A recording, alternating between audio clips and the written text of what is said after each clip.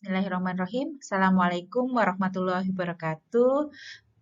Bapak Ibu sekalian, hari ini kita akan mulai proses bimbingan tugas akhir. Namun sebelum Bapak Ibu bertemu dengan saya selaku pembimbing utama, Bapak Ibu pelajari dulu dan siapkan terlebih dahulu materi-materi yang akan dikonsulkan sebagai tugas akhir Bapak Ibu sekalian.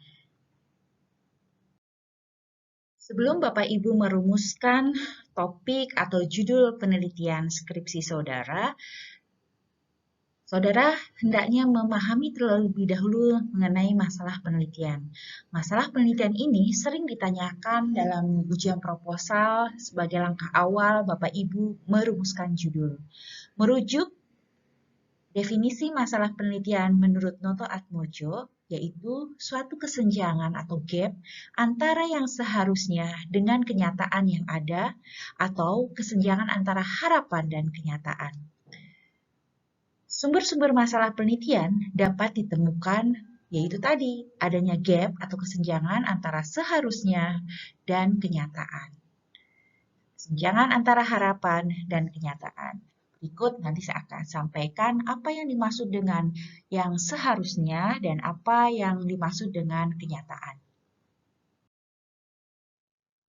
Seharusnya Bapak Ibu dapat belajar atau mempelajari kajian teori, standar, program, perundang-undangan, kebijakan, dan yang lainnya yang menjadi standar atau seharusnya. Bapak Ibu harus temukan hal tersebut sebelum merumuskan judul penelitian.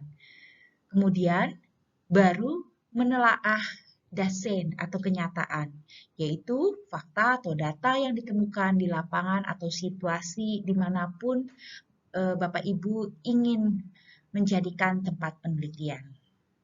Bila itu sudah didapatkan, maka mulai mengerucut pada bidang keilmuan.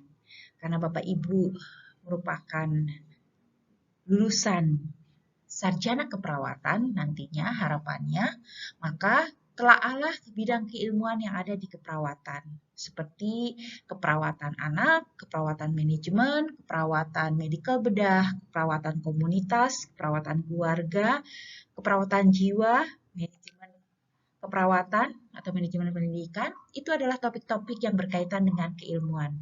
Dari topik keilmuan tersebut, Bapak Ibu menelaah teori-teori atau standar atau program berdasarkan kasus yang dipilih. Maka selanjutnya adalah menentukan kasus yang dipilih. Sebagai contoh misalnya dalam bidang keilmuan manajemen keperawatan.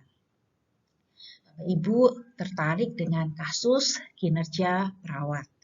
Nah, baru kemudian menelaah keilmuan chapter dari manajemen keperawatan bahwa penilaian kinerja berada di dalam area siklus manajemen evaluasi, sehingga itu menjadi urutan teori tadi harapannya dalam keilmuan manajemen di dalam siklus manajemen yang mana, kemudian alat ukurnya apa, kasusnya seperti apa, Bapak Ibu baru uraikan. Kemudian kenyataannya ya berdasarkan data-data atau fakta-fakta yang berkaitan dengan kinerja perawat diungkapkan di dalam latar belakang. Itulah langkah-langkah awal menyusun masalah penelitian. Langkah-langkah menyusun masalah penelitian, tadi kesimpulannya adalah menguraikan harapan atau dasolen. Jadi, saudara-saudara silahkan menelaah lebih lanjut kajian teori dan artikelnya terkait dengan masalah yang akan diuraikan di dalam judul penelitian. Jadi, harapannya apa yang seharusnya. Kemudian, pastikan setelah menemukan kasus atau masalahnya, uraikan fakta atau data, yaitu dasen. Misalnya, tadi data terkait dengan kepuasan pasien. Maka secara harapan seharusnya kepuasan pasien itu berapa gitu ya. Dari kebijakan, standar rumah sakit, standar pelayanan. Faktanya, uraikanlah data-data tentang kepuasan daripada pasien. Setelah itu, identifikasi kesenjangannya. Mengapa hal ini bisa terjadi? Mengapa kepuasan pasien masih belum optimal dari standar atau yang seharusnya. Ada faktor apa saja yang mempengaruhi atau berhubungan dengan kepuasan pasien? Nah, tentunya tidak ada single faktor yang menyebabkan suatu kejadian atau istilahnya adalah tidak hanya ada satu faktor yang mempengaruhi kepuasan, tentunya banyak faktor. Namun saudara-saudara memilih satu atau dua variabel atau faktornya yang kemungkinan berhubungan dengan kepuasan dari pasien atau istilahnya secara umum adalah faktor-faktor yang berkaitan dengan fakta yang kita ingin teliti. Dalam rangka merangkai masalah penelitian, sumber-sumber masalah penelitian saudara-saudara bisa dapatkan dari kajian literatur, yang terutama adalah dari buku atau textbook yang berkaitan dengan grand theory yang melandasi topik yang akan dipilih.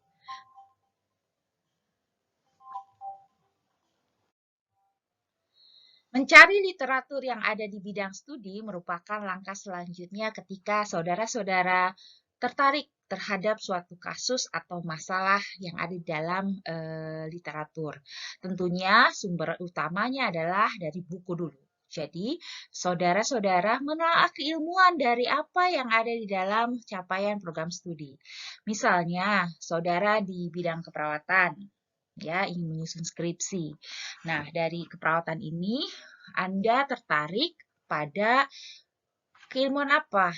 Keperawatan maternitas, keperawatan anak, keperawatan medikal bedah, manajemen keperawatan, keperawatan jiwa, keperawatan gerontik, komunitas, ya, atau keperawatan dasar.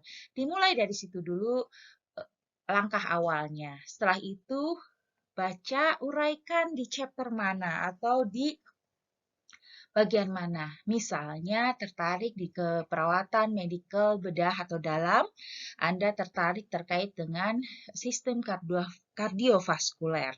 Kemudian kasusnya apa? Apakah berkaitan dengan misalnya stroke atau hipertensi sebagai kasus. Nah, dari situ telaah lebih lanjut, kemudian kita turunkan ke dalam suatu kajian artikel melalui jurnal-jurnal yang terpilih. Bila saudara-saudara dari keperawatan, carilah jurnal-jurnal keperawatan dengan topik atau kata kuncinya hipertensi. Atau misalnya setelah menelaah buku itu bahwa hipertensi dapat dikontrol salah satunya dengan additional tambahan atau misalnya komplementer. Selain obat, ada terapi komplementer untuk hipertensi atau memaintain tekanan darah dengan senam hipertensi misalnya. Jadi Anda tertarik senam hipertensi dengan terkontrolnya kadar tekanan darah, misalnya tekanan darahnya. Nah, baru kemudian saudara-saudara mencari kata kunci tersebut di dalam jurnal-jurnal keperawatan, sehingga dari artikel yang ada di dalam jurnal itu muncullah ide judulnya apa. Ya, tetapi kasusnya tetap hipertensi, kemudian core masalahnya adalah misalnya terapi komplementer, tadi tambahannya. Itu salah satu contoh. Tentunya penelusuran jurnal ini jurnal dan buku ini bisa saudara-saudara telaah dari internet, ya, seperti itu. Nah, banyak pertanyaan ketika ingin mencari literatur, berapa sih jumlah buku minimal? Sebenarnya tidak ada buku minimal, namun untuk saudara-saudara saya sarankan memilih 10-15 buku sesuai dengan topik penelitian. Kemudian gunakanlah program software yang menyimpan referensi seperti EndNote dan ProCite. Nah, untuk program ini mungkin masih belum, tapi pada prinsipnya Anda mulai membuat file khusus untuk tugas akhir, kemudian membuat folder-folder yang khusus, misalnya untuk pedoman, kemudian sistematika penulisan, kemudian juga proposalnya sendiri dari bab 1, bab 2, diuraikan dari cover, silahkan dibuat dulu, di-manage dengan baik. Kemudian, artikel-artikel yang terpilih, saudara download dan simpan di dalam folder, misalnya artikel. Begitupun buku e-book, misalnya disimpan dalam folder e-booknya. Seperti itu. Nah, di sini saudara-saudara bisa mengakses buku-buku e-book yaitu dari laman-laman berikut. Silakan dicoba untuk mencari buku-bukunya sesuai dengan tadi ya, keilmuan ruang lingkup yang akan ditelaah lebih lanjut. Setelah saudara-saudara menemukan ruang lingkup keilmuan yang akan ditelaah lebih lanjut untuk menjadi topik penelitian, maka langkah selanjutnya adalah membaca jurnal yang berkaitan dengan penelitian tersebut. Tadi saya sudah sarankan, jurnal-jurnalnya mengerucut pada topik yang dipilih, jadi tidak terlalu luas. Bila saudara background-nya adalah keperawatan, maka carilah jurnal-jurnal keperawatan terlebih dahulu yang berkaitan dengan topiknya. Dan artikel-artikel yang ada di dalam jurnal akan memberi informasi kepada peneliti, informasi terupdate atau kekinian atau data-data terbaru terkait dengan hasil-hasil penelitian yang berkaitan dengan topik yang kita pilih. Kemudian, di dalam diskusi, di dalam artikel kita telaah lebih lanjut, ditemukan biasanya ada gap atau kesenjangan atau hal-hal yang perlu ditelaah lebih lanjut atau diteliti lebih lanjut pada penelitian berikutnya. Sehingga peneliti juga harus memilih sebanyak mungkin jurnal yang sesuai dengan topiknya. Nah, setelah terkumpul artikel-artikel tersebut, maka boleh di-download, kemudian disimpan dalam folder yang sudah disediakan oleh saudara-saudara sekalian. Atau silahkan di-print gitu ya, di-copy sesuai dengan kebutuhan. Dan ketika mengumpulkan artikel di dalam jurnal tersebut, jangan terlalu banyak mencari di dalam mesin pencari dengan kata kunci yang sudah dimaksud. Bila Anda menemukan satu atau jurnal atau artikel yang sesuai, bacalah artikel tersebut dengan seksama, kemudian telaah lebih lanjut, dan ketika masih belum banyak informasi yang didapatkan, saudara-saudara bukalah daftar pustaka dari artikel tersebut. Nah, dari situ mulailah mencari kembali karena dengan upaya tersebut kemungkinan kedekatan dengan topik yang dipilih akan semakin dekat dibandingkan saudara-saudara mencari lagi di mesin pencari di internet, misalnya di Google Scholar, kata kunci yang awal sehingga banyak muncullah jurnal-jurnal yang berkaitan dengan hal tersebut tetapi semakin luas. Jadi saran saya bila menemukan satu dua artikel yang benar-benar mirip dengan penelitian, baca dengan seksama, cari daftar pustaka dari dua artikel tersebut, kemudian baru dicari lagi artikelnya. Sehingga itu pasti akan benar-benar sesuai dengan topik yang kita pilih. Tentunya mencari jurnal-jurnal yang terpilih banyak caranya. Di sini ada sumber-sumber jurnal yang bisa saudara-saudara akses. Salah satunya adalah dengan menjadi anggota Perpustakaan Nasional melalui virtual. Saudara-saudara buka e-resources PNRI .go.id. Di situ saudara bisa mendaftarkan diri. Namun jika tidak, karena saudara merupakan bagian dari Sivitas Institut Kesehatan Raja Wali, saudara bisa akses di URL provider berikut. Coba masukkan nomor anggota dan password yang sudah ada. Jadi ini yang dilanggankan oleh Sivitas Raja Wali atau IKES Raja Wali. Namun kalau misalnya saudara ingin mendaftar, bisa mendaftarkan diri dengan mengikuti langkah-langkah yang ada di laman e-resources pnri.go.id. Berikut saya sampaikan open access jurnal yang bisa Anda coba cari melalui situs-situs yang sudah tertera. Nah, ini kalau beruntung saudara-saudara bisa dapat full text-nya dan silahkan untuk di-download sesuai dengan kebutuhan. Memang berbahasa Inggris, silahkan saudara baca atau translate, silahkan sesuai dengan kebutuhan yang ada. Di sini ada beberapa laman-laman open access jurnal yang bisa saudara-saudara akses.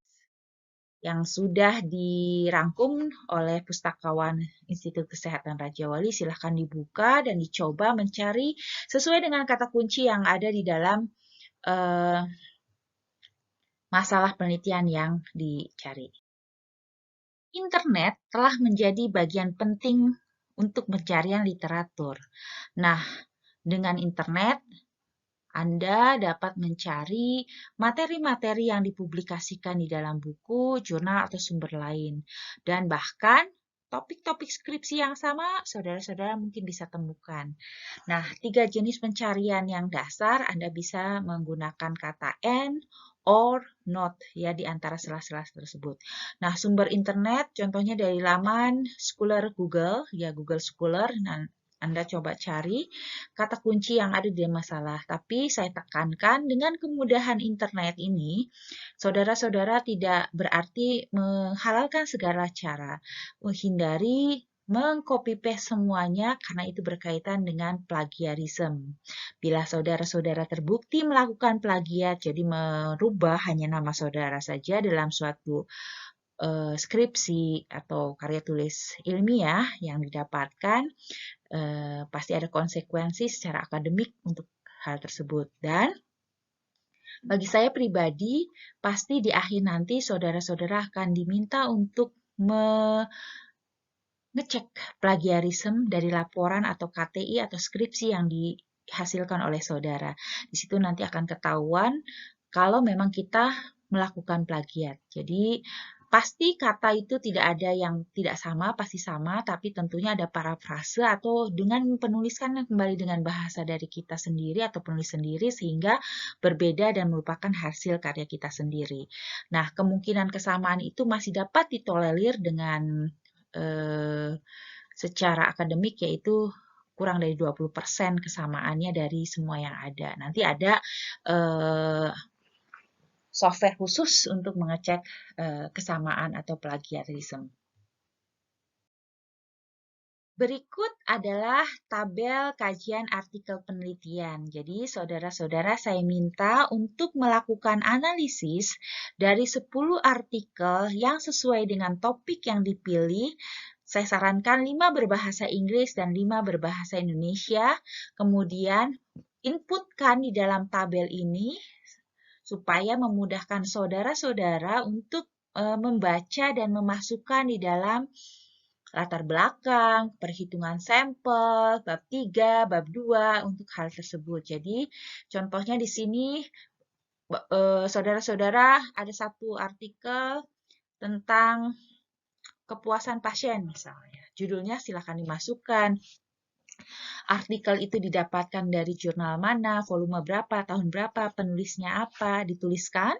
Kemudian baca di artikel itu pertanyaan penelitiannya apa di situ. Misalnya, adakah hubungan antara mutu pelayanan dengan kualitas pasien? Misalnya judulnya itu Anda dapatkan mutu pelayanan berhubungan dengan kepuasan pasien.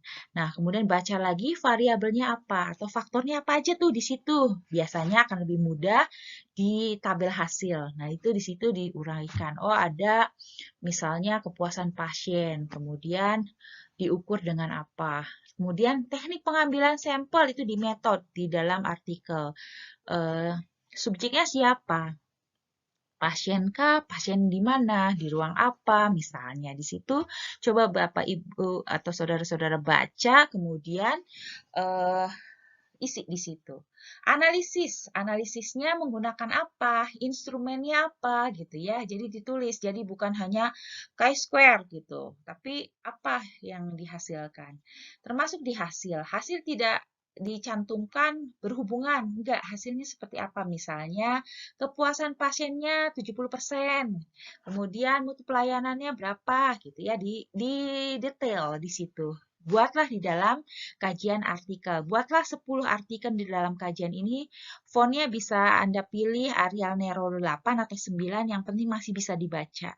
Karena pada prinsipnya membuat kajian artikel dalam bentuk tabel ini adalah memudahkan kita untuk screening data-data yang akan kita masukkan di dalam laporan. Ya, jadi pentingnya Bapak, saudara-saudara, yaitu mengumpulkan artikelnya. Tetapi setelah dikumpulkan, dibaca, kemudian dirangkum, sehingga dengan tabel ini bisa memudahkan kita membaca kajian dari artikel-artikel yang kita dapatkan. Baik, setelah menyimak paparan tadi terkait dengan kajian menelaah masalah penelitian, sebelum kita menyusun KTI atau skripsi, saudara-saudara diminta untuk mematangkan masalah penelitian, menelaah kajian teori, kemudian mencoba menuliskan. Jadi saran saya tuliskanlah di bab 2 terlebih dahulu. Untuk sistematikanya silahkan download pedoman penulisan tugas akhir, mulai disusun, mulai dirapikan, silahkan membuat chapter-chapter cover terutama, kemudian daftar isi, kata pengantar, bab 1, bab 2, bab 3. Jadi silahkan menyusun bab 2, kemudian tadi dibuat ya kajian literaturnya dalam tabel setelah memahami masalah penelitian atau kajian keilmuan yang dipilih. Setelah itu selesai, silakan saudara sampaikan di grup kita untuk di email ke saya sebelum kita lakukan offline atau tatap muka berkaitan dengan proses bimbingan. Selamat mengerjakan, saya tunggu kabarnya untuk janjian bertemu secara offline bimbingan setelah memperoleh kajian literatur sesuai dengan topik-topik yang dipilih. Selamat bekerja, saya akhiri. Assalamualaikum warahmatullahi wabarakatuh.